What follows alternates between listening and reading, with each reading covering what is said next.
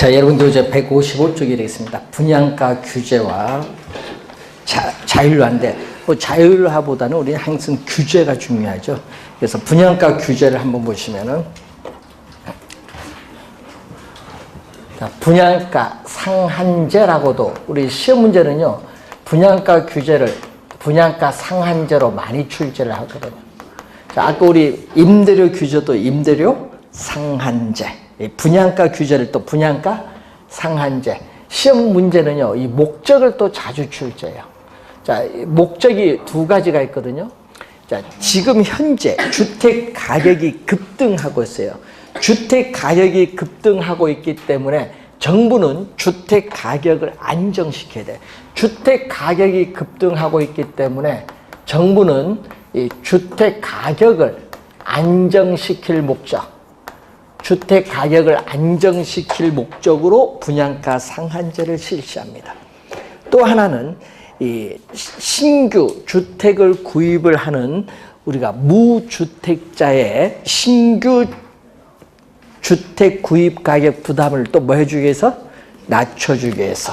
그래서 또 두 번째가 신규 우리가 주택에 대한 구입에 있어서의 가격 부담을 뭐 해줄 목적으로?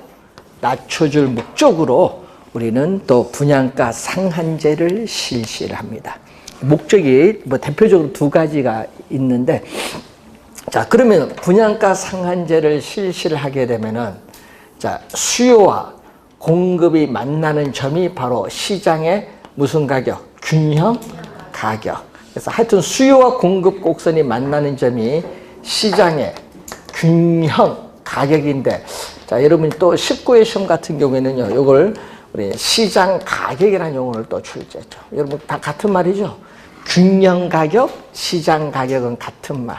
자, 그런데 문제는 이 가격이 너무 비싸다. 예를 들어서 평당 2천만 원이다. 너무 비싸다. 그래서 정부는 어떻게 돼요? 평당 뭐 1,200만 원. 이런 식으로 우리가 규제를 하기 위해서 규제를 하는 거죠. 시장의 균형 가격이 너무 높기 때문에 이 가격보다 낮은 수준에서 규제를 합니다. 그럼 이 규제 가격이 바로 분양 가격의 뭐라고 하죠? 상한선이다. 이 상한선, 이 빨간 거죠. 규제 가격, 요거 이상 받는 것을 법으로 금지하고, 이 빨간 선이 법이 허용하는 범위 내에서 받을 수 있는 뭐죠? 최고 가격이죠. 최고 가격. 최고 가격 또는 분양가의 상한선이기 때문에 또 무슨 가격? 상한 가격. 상한 가격. 그래서 여러분이 이 최고 상한 19회 시험에 또 출제를 했습니다. 최고 가격, 상한 가격. 요걸 이상 받는 것을 법으로 금지합니다. 그러면은 아파트를 분양받는 사람은 또 요 가격 차이만큼 뭐를 누르고 있다? 시세 차익 또는 전매 차익이라고 해요. 시세 차익, 전매 차익을 누릴 수 있기 때문에 아파트를 분양받고자 하는 수요량은 뭐하죠? 이렇게 증가하죠. 아파트를 분양받고자 하는 수요량은 많아지는데, 이 장기로 가면은 건설 업체는 어떻게 돼요? 이 가격 차이만큼 손해를 보죠. 이 손해를 보면서 수익성이 계속 악화되니까 장기적으로는 신규 주택, 장기적으로는 이 신규 주택에 있어서의 공급량을 뭐 한다? 줄인다. 장기적으로. 왜? 건설업체는 손해를 보고 수익성이 악화되니까 공급이 줄어들어요. 그러면 공급은 이 정도밖에 안 되는데 아파트를 분양받고자 하는 수요량은 이만큼이다 보니까 우리는 이만큼의 뭐가 발생하죠? 또 장기적으로 아파트를 분양받고자 하는 사람들에 있어서의 초과 수요가 발생한다. 이 초과 수요는 결국은 투기적 수요가 발생하죠. 아파트를 분양받고자 하는 투기적 수요가 발생해요. 여러분, 분양 가격 있죠. 신규 주택 구입 가격 부담을 낮춰주고 주택 가격을 안정시키기 위해서 시행을 했더니 오히려 뭐가 발생하는 거예요? 장기적으로 투기적 수요가 발생하는 거예요. 이러한 투기적 수요, 초과 수요로 인해서 또 장기적으로는 또 뭐가 형성? 또 블랙 마케트, 암 시장이 또 형성이 되죠. 자, 그러면은 이 공급량 수준에서 이 초과 수요자들의 경쟁에 의해서 이론적으로는 수요 곡선과 만나는 점, 이까지 기꺼이 지불할 용의가 있다. 이 점이 바로 암시장에서 형성되는 가장 높은 가격. 암시장에서 형성되는 가장 높은 가격인데, 문제는 이 가격이 시장 가격보다 더 높아요. 그래서 장기적으로 가면은 또 부작용이 발생을 하는데, 또 이 크기만큼 뭐가 발생한다? 프리미엄이 발생했죠. 프리미엄. 규제 가격보다 암시장에서 가격이 너무 높아요. 그래서 여러분들은 항상 분양 가격, 아파트 분양 받았는데 피 얼마 붙었나 얘기하죠. 그 프리미엄의 피가 여러분 얘기하는 피 얼마 얘기입니다. 그럼 이 가격 차이가 프리미엄이 크면 클수록 우리는 암시장에서 분양권에 대한 불법적인 전매가 나타난 경우가 많다. 불법 전매. 불법이니까 불법이죠. 분양권 전매 제한이 있는데 전매를 해요. 불법으로. 뭐를 통해서? 공증을 통해서 하잖아요. 공증을 통해서 불법으로 전매했다 할지라도 소유권은 이전된 것으로 봅니다. 소유권 넘어간 거예요. 그래서 이 불법 전매가 너무 많아요. 근데 잘 모르죠. 추적이 안 되니까 잘 모르죠. 그래서 이 불법 전매가 많은데, 그래서 조사를 하더라도 잘 몰라요. 소유권은 현재 누가 가지고 있어? 분양받은 사람이 가지고 있죠. 언제까지? 전매 기간 풀릴 때까지. 공증을 해놨기 때문에. 그걸 모르잖아. 공증을 해놨는지 안 해놨는지. 그래서 이게 요즘은 또 공증도 안 하고 또 공증에다가 또 이중장치 또 하더라고요. 그래서 여러분이 합격하시면요, 나중에 여러분 요걸 하게 될 거예요. 여러분 뭐 거래하다 보면은 왔다 갔다 해야죠. 분양권 잘 나는 사람들이 많아요. 서류도 한번 떼서 은행에 한번 가서 제출도 해보고, 그래서 현금 영수증도 한번 써보고, 분양권 전매에서는 필수적인 현금 보관증이에요. 그거 써야 돼. 그래서 돈 잔금이 딱 넘어가면 현금 영수증 그 앞에서 쪄야 돼. 이제 보관증 필요 없잖아요. 돈 거래 다 끝나니까. 그런 걸 잘 해야 돼요. 거기서 여러분 수수료도 잘 챙기고. 자, 그런 게 이제 이게 분양가 상한제. 그래서 가끔 시험에 나오는데 우리나라에서는 어떻게 돼요? 주택법에서 분양가 상한제 적용하고 있죠. 공공택지에 대해서.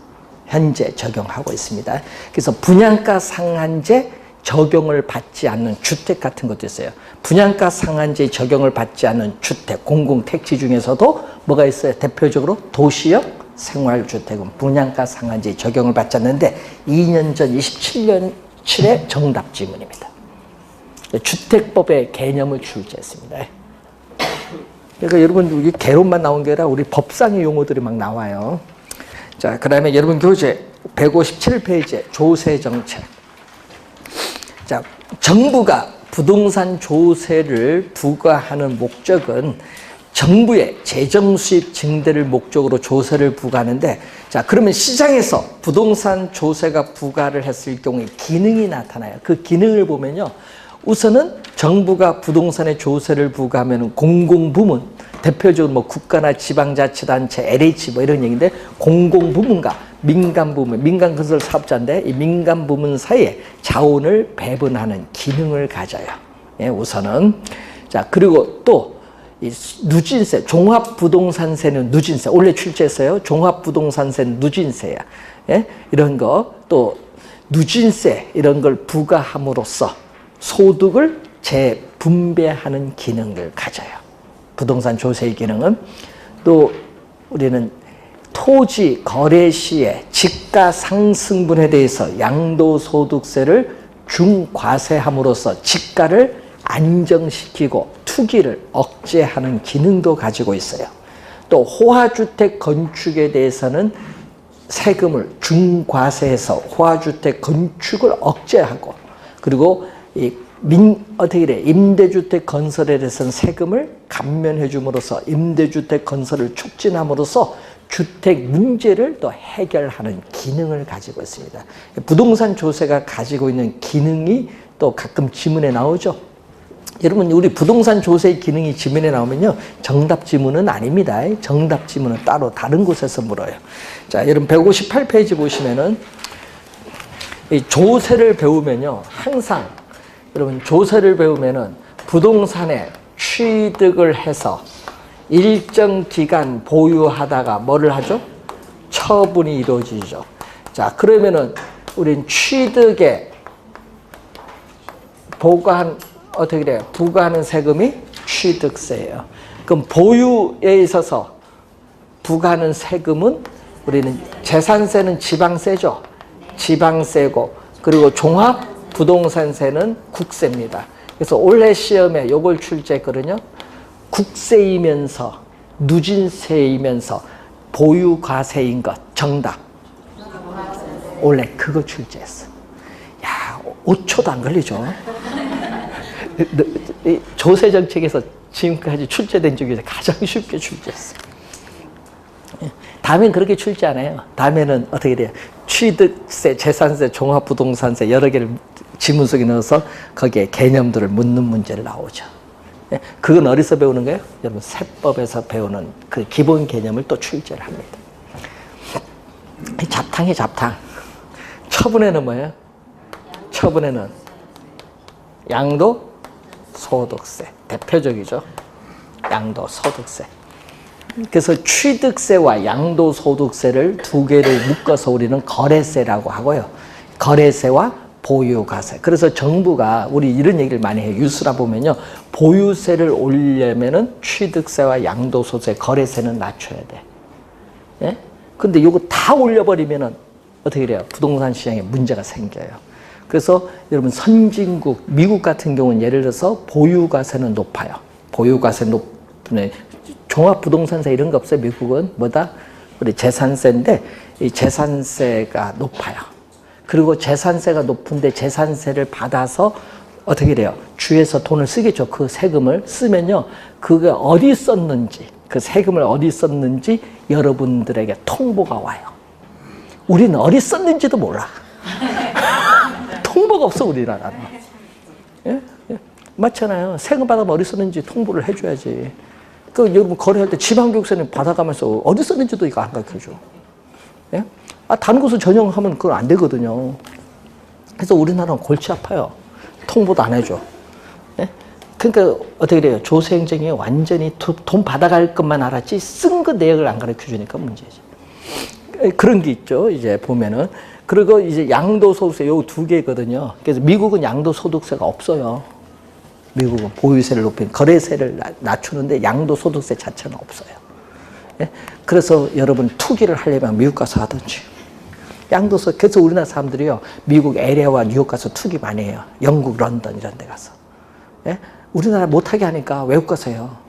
우리나라 사람들이요, 투기에는 일가견이 있어요. 요즘 또 어디 가서 앉아서요? 베트남. 예? 그래서 베트남, 뭐 미얀마 이런 데서 가서 투기를 많이 합니다. 왜? 비싸니까.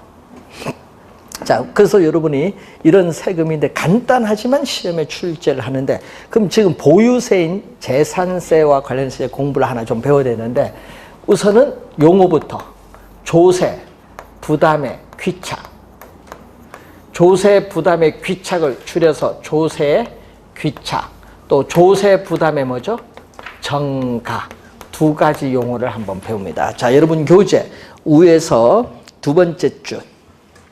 자, 정부가 생산자에게 조세를 부과했을 경우에, 자, 정부가 생산자에게 조세를 부과했을 경우에 실질적으로 누가 조세를 부담하느냐? 예? 실질적으로 누가 조세를 부담하느냐? 예? 정부가 조세를 부과했을 경우에 실질적으로 누가 조세를 부담하느냐의 문제. 자, 정부가 조세를 부과했을 경우에 실질적으로 누가 조세를 부담하느냐의 문제를 조세 부담의 귀착이죠. 그러니까 무슨 얘기죠? 납세자와 담세자가 같으면 직접세고 납세자와 담세자가 다르면 간접세예요. 누가 부담하냐? 떠넘기면 간접세가 나오는 거죠. 실질적으로 누가 조세를 부담하느냐의 문제.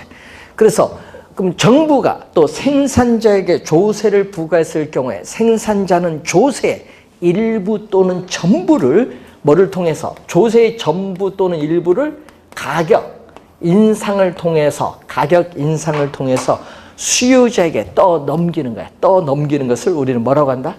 정가라고 해요. 정가. 뭐 책임을 전가한다. 예?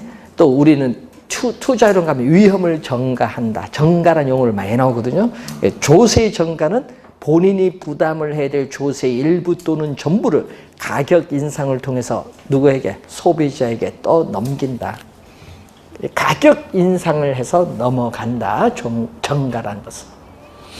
용어를 좀 알아둬야 되는데, 그래서 조세의 귀착과 정가는 이 수요와 공급, 위에서 세 번째 보시면 수요와 공급 곡선의 상대적 탄력성. 수요가 탄력적이면 공급은 상대적으로 비탄력적. 수요가 비탄력적이면 공급은 상대적으로 탄력적. 이 수요와 공급의 상대적 탄력성에 따라 달라져요. 뭐 그 지문 여러분 그 색깔 표현되어 있죠? 상대적 탄력성에 따라 달라진다는 거. 자, 그러면은 우리 기본적 개념 한번 보겠습니다. 자, 임대주택 시장에서, 자, 임대주택 시장에서의 수요자는 누구죠? 임차인. 그리고 주택 소유자인 임대인. 주택 소유자인 임대인은 공급자. 지금 현재 시장에서의 임대료가 얼마다? 50만 원. 자, 이렇게 주어졌죠. 자, 우선은 주택 소유주인 임대인에게 재산세를 30만 원 부과를 했어요. 그러면은 임대주택 이 정도 공급을 했을 때 난 최소 얼마 받아야 돼? 최소 이만큼은 받아야 되겠다. 그런데 세금을 부과하면 세금액만큼 나는 더 받아야 되겠다. 그럼 막 임대주택 공급을 이 정도 하면은 나는 최소 얼마를 받아야 돼? 공급만 나는 좀 최소 이만큼 받아야 되는데 세금을 부과하면 또 세금액만큼 또 더 가격을 더 높게 받아야 되겠다. 그러면 각 임대주택 공급량 수준에서 세금액만큼 가격이 다 뭐 한다? 올라요. 그럼 그런 점들을 이렇게 연결해. 그런 점들을 이렇게 하면은 이 빨간 선, 새로운 공급 곡선이 나타나죠. 그러면은 이 수직거리가 텍스, 세금이에요. 세금 얼마? 30만 원. 그럼 이 공급 곡선이 세금액 30만 원만큼 수직이죠? 수직으로 상향 이동하는데 이 수직거리가 전부 뭐죠? 이 수직거리가 전부 얼마? 수직거리가 전부 세금 얼마? 30만 원. 요 30만 원. 수직거리가 다 똑같아요. 30만 원. 그러면은 수요 곡선이 우하향하고 공급 곡선이 우상향을 할 때는 임대료가 뭐 한다? 상승하고 임대주택에 대한 수요량과 공급량은 뭐예요? 감소한다. 결론이죠. 임대료는 오르고 수요량과 공급량은 감소해. 세금을 부과했더니. 자, 그러면은 임대료는 여러분 부과 전, 여러분 재산세를 부과하기 전에는 50만 원 임대료를 냈는데 부과 후에는 어떻게 돼? 그러면 재산세를 부과를 했더니 부과 후에 소비자가 지불하는 금액은 얼마? 60만 원. 그러니까 가격 얼마? 임대료 10만 원 인상을 통해서 누구에게 떠넘겼어요? 수요자에게 떠넘겼어요. 그러면 수요자가 조세를 얼마만큼 부담해? 요 빗금친 부분을 누가 부담한다? 수요자가 부담하는 부분이야. 이 수요자 부담인데 이 수요자 부담이 바로 조세의 무슨 부분? 정가 부분이야. 수요자가 부담하는 게 조세의 정가 부분. 정가 얼마 됐어요? 10만 원이 됐다는 얘기예요. 자, 그러면은 얼마 받았어요? 이제 임차인으로부터 60만 원 임대료 받아서 얼마 납부? 30만 원 납부를 했더니 30만 원 납부했던데 이제 내는 얼마? 30만 원을 획득하는 거예요. 누구? 또 부과 후에 부가, 여기는 수요자가, 재산세 부과 후에 수요자가 지불하는 임대료는 60만 원이지만은 또 부과 후에 누구? 공급자, 임대주택 공급자가 획득하는 임대료는 얼마? 30만 원. 부가 전보다 얼마? 20만 원 뭐 했다? 손해를 보고 있어요. 이 부분은 누가 부담을 하는 거? 공급자가 부담을 해요. 공급자. 그래서 여러분이 이렇게 수요 곡선이 우하향하고 공급 곡선이 우상향하면요, 수요자, 공급자 둘 다 세금을 부담하는데, 수요자는 10만 원, 공급자는 20만 원. 이게 누가 적게 부담하고 누가 많이 부담하느냐, 이것은 수요와 공급 곡선의 상대적 탄력성에 따라 달라진다. 수요 곡선이 이렇게 완만해진다. 완만하면 뭐죠? 탄력적이죠. 완만해지면은 만나는 점이 여기거든요. 그러면 임대료 상승폭이 작아요. 그래서 수요 곡선이 완만해지면 탄력적일수록 수요자 부담은 점점 작아져요.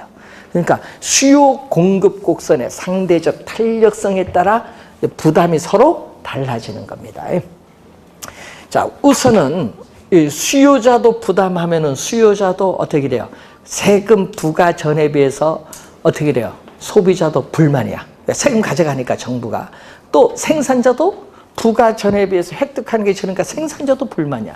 그러니까 요 네모 있죠? 요 부분, 노란 부분, 요 네모, 노란 부분은 정부의 무슨 거였죠? 요 노란 부분은 수요자 부담과 공급자 부담을 더해준 요 네모 부분은 정부의 무슨 거죠? 조세 수입이야. 그러면 수요자가 이 빚금친 분, 수요자 부담, 공급자 부담 정부의 조세 수입으로 가져가지만은 세금을 부과함으로써 이 부분이 없어져요. 이 부분, 요 빨간 부분인데 이 부분은 세금을 부과함으로써 사회에서 없어져. 요 빚금친 수요자, 공급자는 정부가 가져가지만은 손실을, 요 부분은 사회에서 없어져요. 세금을 부과함으로써. 이것을 전문용어로 여러분 교재에 뭐라고 나왔죠? 경제적 순손실. 시험 문제는 요걸로 나오대요. 요걸로 벌써 2번 출제를 했는데 28회 시험에 출제했을 때 그때 많이 틀리신 분 많아요. 경제적 순손실. 이걸 원어로는요, 데드. 자, 우리 출제할 때 서강대 김병환 교수와 그리고 건국대 손재영 교수 부동산 경제학 교재가 있거든요. 거기서 출제를 하는데 거기서 시험 용어를 경제적 순손실로 설명하고 있어요. 그래서 우리 경제 용어로서는 요것보다는요, 데드는 뭐죠? 죽을 싸, 웨이트, 무거울 중자를 써요. 로스는 손실. 그래서 우린 또 경제 용어로서는 또 뭐라고도 설명한다? 사중손실. 경제적 순손실이 사중손실. 없어진다, 사회에서. 없어지는 개념. 그래서 세금을 부과하면은 사회적으로 없어지는 부분이죠. 이 경제적 순손실이 발생을 합니다. 그래서 사회적 후생이 어떻게 돼? 세금을 부과하면 줄어들어요. 그래서 시험 문제 많이 나오는 질문 중에 세금을 정부가 부과하면은 사회적 후생은 뭐한다? 감소합니다. 그 지문을 또 자주 출제해요. 지문 속에요. 사회적 후생이 줄어들어. 왜? 요거는 정부의 조세 수입으로 가져가고 이 부분은 뭐다? 사회에서 없어지는 부분이 나와요. 소비자가 어떻게 돼요? 만족이 줄어드는 부분, 생산자가 만족이 줄어드는 부분 중에서도 요거는 사회에서 없어져 버린다. 자, 일반적입니다. 일반적인 경우 우선 하나 확인을 해본 그러한 내용입니다. 자, 그래서 여러분이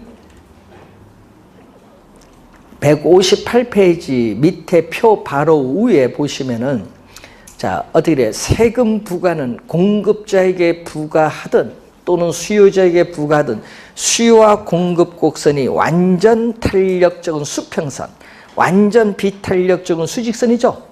수평선, 수직선이 아닌 한, 이렇게 수평선, 수직선이 아닌 한, 즉 우하향하고 우상향을 하게 되면은 어떻게 돼요? 어느 일방의 부담으로만 귀착되지는 않는다. 그래서 어떻게 돼요? 우리는 정도의 차이는 있으나 결국 수요자, 공급자 둘 다 쌍방에게 귀착이 된다. 세금이 돌아간다는 얘기예요. 그러니까 두 사람 둘 다 부담한다. 근데 아까 얘기했지만 누가 적게 부담하고 누가 많이 부담하냐. 이것은 수요와 공급의 상대적 탄력성에 따라 달라진다는 거죠. 하여튼 둘 다 부담합니다. 예의는 나중에 두고 우선은 용어부터 수요자 부담, 공급자 부담 뭐가 중요해요? 경제적 순손실이 그림에서 어디에 있느냐 우선 요거 확인.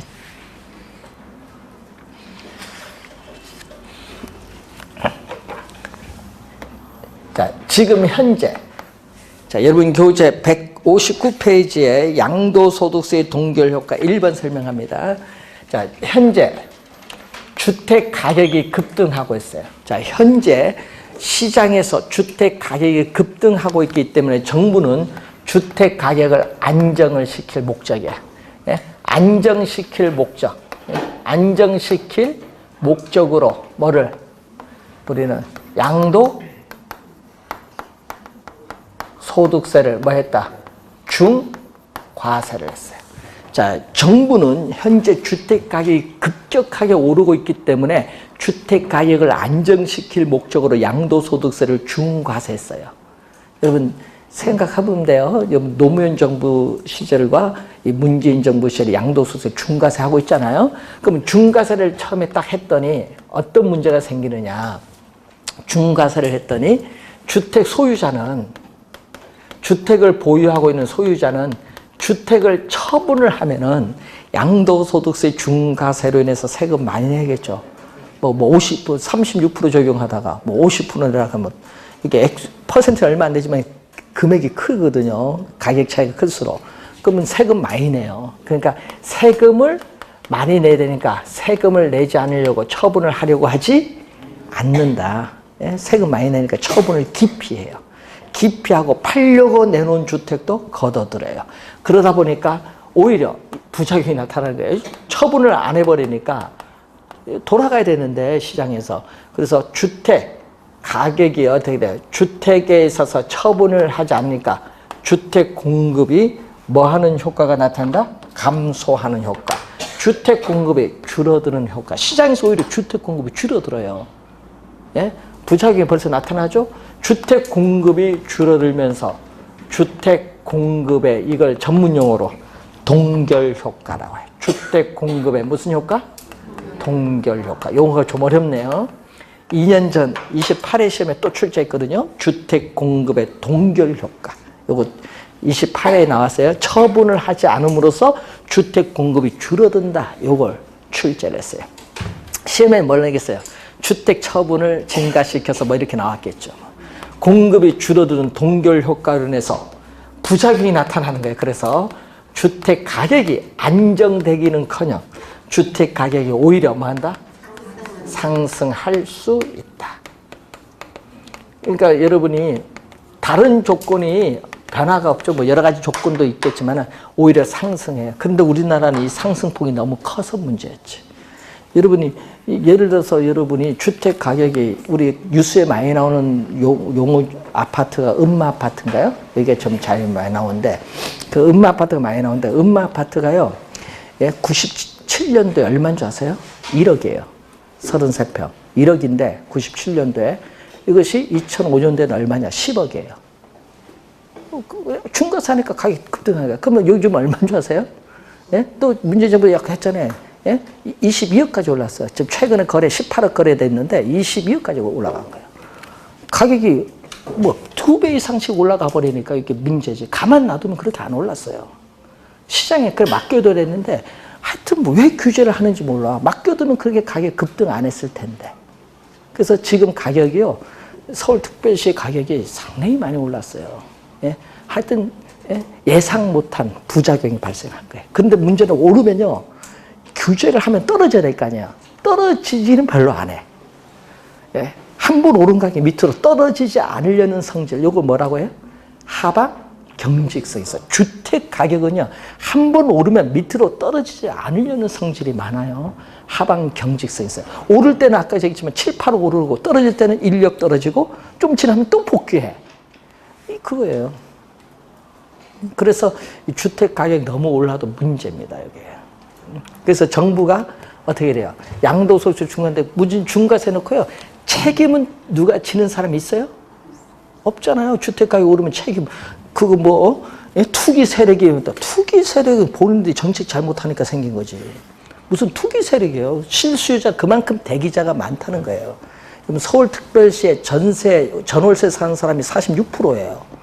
실수요자가 또 많아요. 수도권에서 들어오려는 사람도 많은데 공급은 없이 규제를 해버리니까 가격이 어떻게 돼요? 초과 수요자 경쟁이 심하니까 가격은 급등하는 거예요.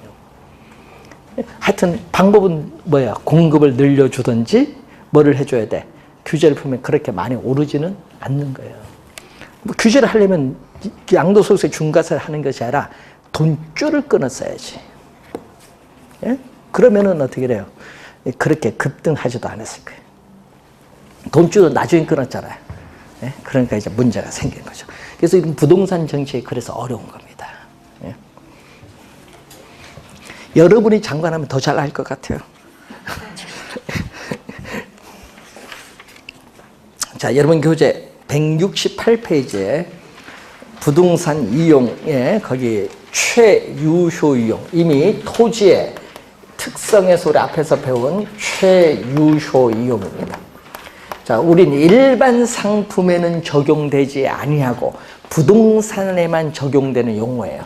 최유효 이용인데 이것을 처음 우리가 사용한 사람이 최고 최선의 이용. 이미 배운 거니까 복습하는 차원에서 알프레드 마샬이라는 학자가 있거든요. 이 학자가 처음으로 최고 최선의 이용이라는 용어를 사용했어요. 이것을 일본 학자들이 받아들이면서 최유효 이용이죠. 그럼 우리나라도 뭘로 쓰고요? 시험 문제는 최유효 이용으로 내죠. 그래서 우선 객관성이 있어요. 객관성, 객관적으로 보아, 예? 객관적으로 보아, 이 통상의 이용 능력, 통상은 일반적이잖아요. 객관적으로 보아 통상의 이용 능력을 가진 사람에 의한 합리적, 합법적인 최고, 최선의 이용 방법을 최유효용인데 시험 문제 주의해야 될 건 통상의 이용 능력을 가진 사람에 의한 이용인데 전문적인 능력, 예? 그러면 전문적인 능력을 가진 사람에 의한 이용은 아니다. 전문적인 능력을 가진 사람에 의한 이용이 아니라 통상의 이용 능력을 가진 사람에 의한 이용이라는 걸 염두에 두시고, 그래서 여러분이 투기적 이용이 돼서는 안 되죠. 투기적 이용이 돼서는 안 되고 무슨 이용? 합리적 이용. 예를 들면 합리적 이용이 돼야 돼. 그리고 적법하지 못한 이용이 되어서는 또 안 돼. 또 무슨 이용? 우리는 합법적인 또 이용이 돼야 돼. 합법적 이용. 또 토지의 지질, 지세, 집안의 상태 이런 게 있죠. 지질, 지세, 집안의 상태 등이 있어요. 이걸 보고 뭐를 해야 된다? 우리는 설계하고 시공을 해야 돼요. 그걸 우리 보는 것은 또 뭐죠? 물리적으로, 기술적 측면에서 물리적으로 채택이 가능한 이용이냐. 물리적 채택 가능성을 보는 거죠. 자, 이 세 가지 요인 외에 또 있죠. 또 하나가 뭐죠? 경험적 자료로서, 경험적 자료로서 뭐를 한다? 합리적 이용, 합법적 이용, 물리적으로 채택 가능한 여러 가지 이용 가운데서도 뭐를? 최고의 수익을 창출하는 이용을 경험적 자료에 의해서 지지될 수 있느냐. 요 두 가지 조건을 모두 갖춘 게 무슨 조건? 이 두 가지 조건이 우리는 최유효용에 필요하고도 충분한 조건이라고 해요. 이 세 가지 필요 조건과 충분 조건 합쳐서 필요 충분 조건.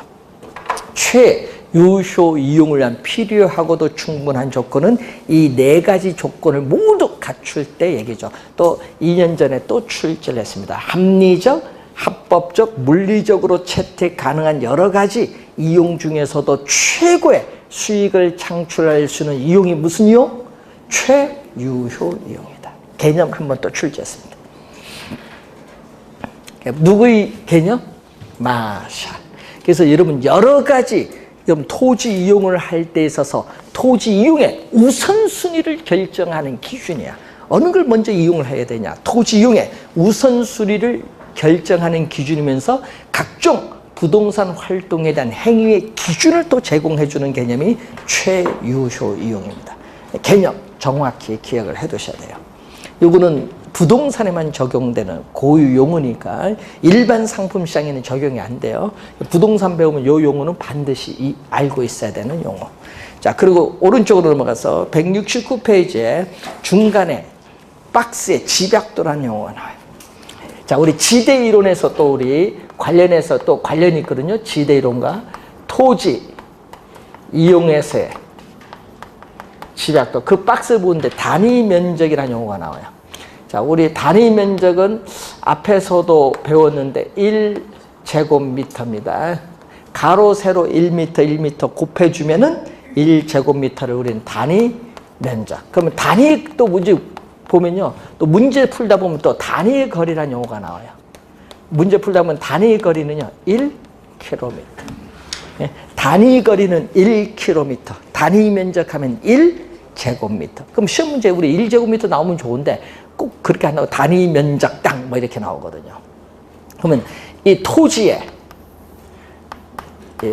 이 토지의 1제곱미터 이 단위 면적 땅 투입되는 이 노동과 자본의 상대적 크기. 여러분 상대적 크기는 이렇게 분모 분자로 가는 거예요. 상대적이라는 의미는 상대적 크기를 토지 이용의 집약도라고 해요. 집약도.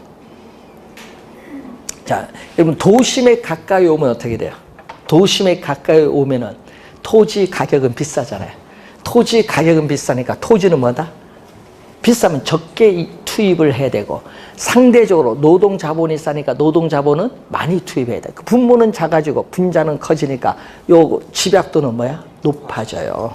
도심에 가까울수록 이 집약도는 뭐다? 높게 나타나요. 그럼 도심에 가까울수록 토지 이용의 집약도는 높은 이용이 나타나요. 즉 건물이 고층화된다. 쉽게 얘기하면은 그것을 우리는 집약적 토지 이용이에요. 토지 이용의 집약도가 높은 토지 이용을 집약적 토지 이용으로서 도시에서의 토지 이용이라고 주로 얘기를 합니다. 자, 그리고 토지 이용의 집약도가 낮다. 이 말은 뭐죠? 어때? 도시 외곽 교외에서는 지가가 싸니까 토지는 많이 투입하고 상대적으로 노동 자본은 비싸니까 요거는 어떻게 돼? 적게 투입을 해요. 분모는 크고 분자는 작아지니까 여기 낮아지지. 도시 외곽 교외에서 그러니까 비도시적인 토지용으로서 주로 농촌에서의 토지용을 얘기하는데 이런 토지용은 뭐죠? 조방적 토지용이라고 해요. 토지 이용의 집약도가 낮은 토지용, 주로 비도시적 농촌에서의 토지용을 우리는 조방적 토지 이용이라는 용어를 사용해요. 그래서 여러분 집약적 토지 이용, 조방적 토지 이용의 개념을 우선 확인했습니다. 자, 그러면은 이 토지 이용 집약도의 상한선. 자, 상한선을 우리는 집약 한계란 말 써요. 집약 한계. 집약 한계고, 토지 이용의 집약도의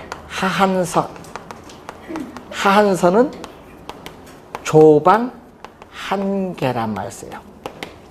자, 조방 한계는요, 최적 조건 하에서 생산 비용을 겨우 감당할 수 있는 수익 정도밖에 올릴 수 없는 경우에 집약도예요. 생산비를 겨우 감당한다, 수익이. 그래서 이때는 총수입. 자, 여러분, 총수입과 총비용을 같을 때는 여러분 앞에서 어디서 배우긴 배웠는데, 효율적 시장할 때 배웠는데, 여기에 같으면 초과 이윤도 없고 손실도 없는 상태. 이런 경우에는 초과 이윤도 없고 손실도 없는 이 상태를 우리는 손익분기점. 그래서 여러분 시험 문제에 한번 투자이론에서 손익분기점 지문이 나왔어요. 그럼 손익분기점 요거 계산을 하려면은 총수입, 총비용 서로 뭐 한다? 갖다 놓고 풀면 돼요. 갖다 놓고. 손익분기점 수준의 집약도입니다. 손익분기점 수준의 집약도를 우리는 조방 한계. 그래서 조방 한계점 이상 토지 이용이 나타나요. 왜? 초과 이윤도 없고 손실도 없는 상태니까 이것보다 위에 있으면 이윤이 생기니까 조방 한계점 이상 토지 이용은 나타나야 됩니다. 하한선 이상. 그러면 상한선, 집약한계는 또 용어가 어렵네요. 투입되는 한계, 비용. 자, 미분 개념, 한계란 용어는 미분 개념이죠. 한계 비용인데, 자, 한계란 말이 들어가면요, 얘기거든요. 생산량. 여러분, 생산량을, 증분이죠. 생산량을 하나 더 늘렸어요. 예를 들어서 5개에서 6개, 하나 더 늘렸을 때 총 비용, 그럼 물건 만드는 총 비용이 얼마 변화했느냐. 자, 라면을 5개 만들 때 얼마? 1,000원이에요. 6개 만들 때 1,100원이에요. 그러면은 하나 더 만드는데 총 비용은 얼마 들었어요? 100원 변했죠. 1,000원에서 1,100원. 그게 바로 한계 비용이에요. 상품을 하나 더 생산하는데 총 비용이 얼마나 변하느냐. 예? 총 비용이 얼마나 변하냐. 이걸 한계 비용 얘기해요. 또 한계 수입은 또 한계가 또 들어왔어요. 자, 한계 수입은 또 시장에서 상품을 하나 더 판매해요. 시장에서 상품을 하나 더 판매를 하는데 총 수입은 또 얼마나 변하느냐. 총 수입은 얼마나 변하느냐. 예? 그래서 이 투입되는 이 한계 비용과 한계 수입이 서로 뭐 할 때까지? 같을 때. 서로 같을 때까지 투입하는 집약도를 우리는 집약한계. 요 두 개가 같을 때, 여러분, 토지 이용을 함으로써 뭐가 발생한다? 이윤이 극대화돼. 이윤을 극대화시켜주는 수준의 집약도입니다. 요 두 개가 같을 때. 그럼 이때 이윤이 극대화된 상태를 우리는 아까 최이용, 최대의 수익을 창출하니까 우리는 무슨 상태? 토지 이용에서의 무슨 상태다? 최유효 이용의 상태. 최유효 이용의 상태의 집약도를 우리는 집약한계다. 왜? 이윤이 극대화되니까.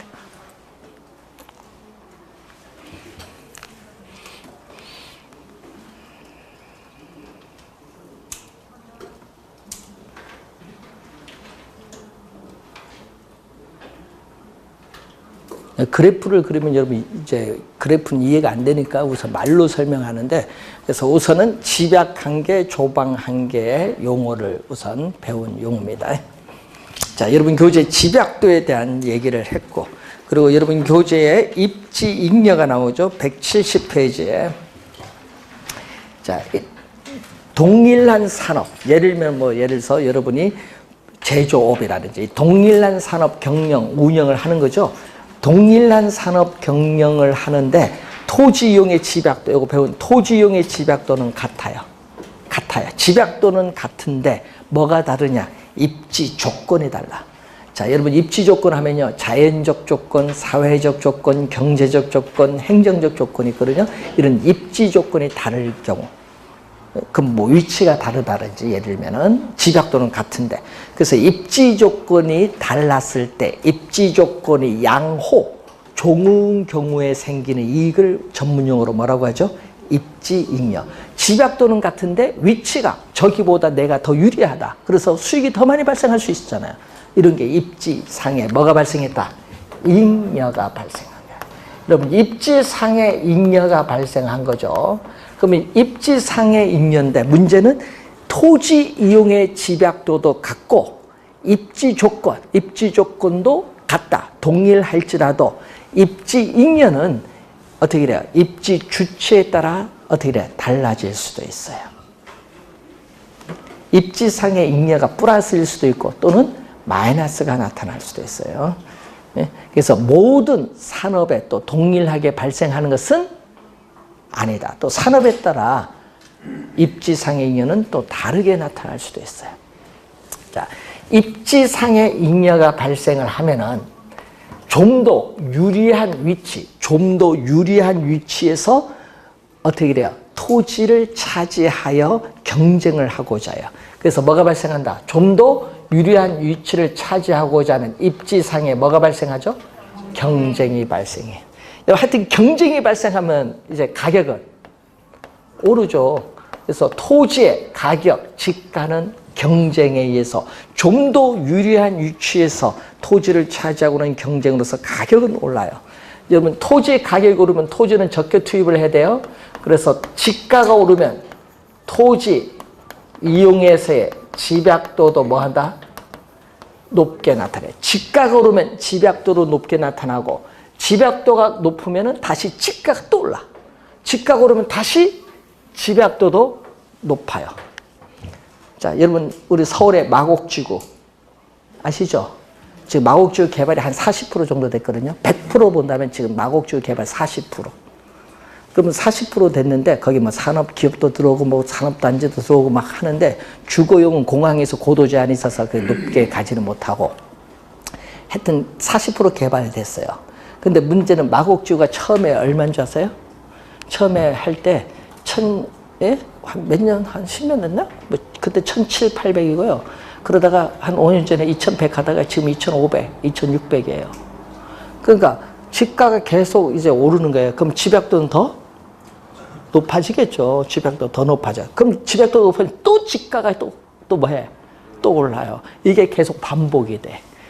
요 반복되는 거죠. 피드백. 반복이 계속되는 걸 우리 전문용어로 피드백이라고 해요. 피드백. 계속 돈다. 이게 계속 빙빙 돈다. 돈을 활유라고 해. 활유의 원리가 작용해요.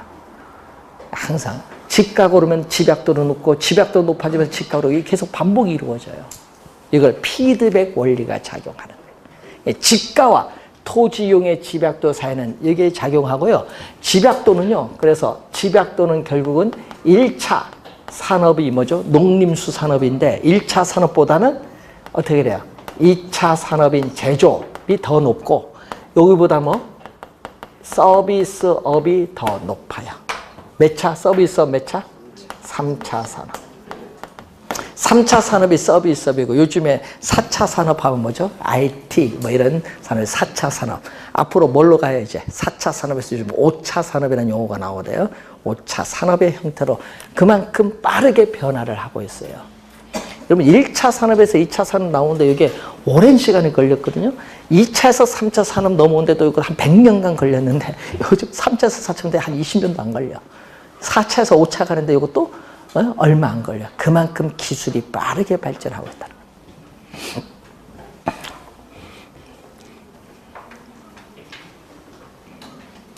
거예요. 집약도가 이렇게 높죠. 또 농촌보다는 어디로올수록 도시로 올수록 집약도가 높습니다. 자, 이런 용어 좀 알아두시고 또 중간에 직가 구배 형사 요거 이미 배우셨죠. 노수 교수.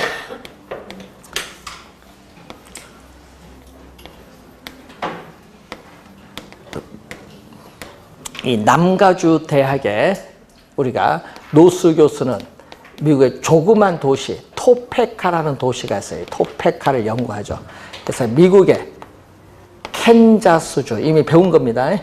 캔자스주에 있어서 조그만 소도시 대도시가 아닌 소도시의 집가 구조를 실증적으로 분석을 했어요. 실증 분석을 했는데 집가 구조가 이렇게 나타나요. 자, 도심에서 집가가 가장 높은 곳은 어디가 높아요? 보통 상업 업무 지역이 가장 높겠죠. 상업용이. 이때 집가가 가장 높은 곳을 우린 전문용어로 100% 입지라고 해. 100% 입지. 도심에서 거리는 점점 멀어지는데 도심에 가까울수록 집가는 우뚝 솟고 외곽으로 해서 집가는 급격하게 저하되는 현상이 나타나요. 그림이 이건데 이것을 이 집가 뭐라고 하냐. 도심에 가까울수록 집가는 우뚝 급격하게 오르고 외곽으로 해서 또 급격하게 하락을 하는 현상. 예? 이게 거북이 구자. 거북이를 뒤집으면 그림이 이런 형태가 된다고 해서 구배라는 명칭이 붙어요. 그래서 집가 구배 형상이 나타난다고 주장한 학자가 누구? 노스 교수. 이미 배운 거 다시 한번.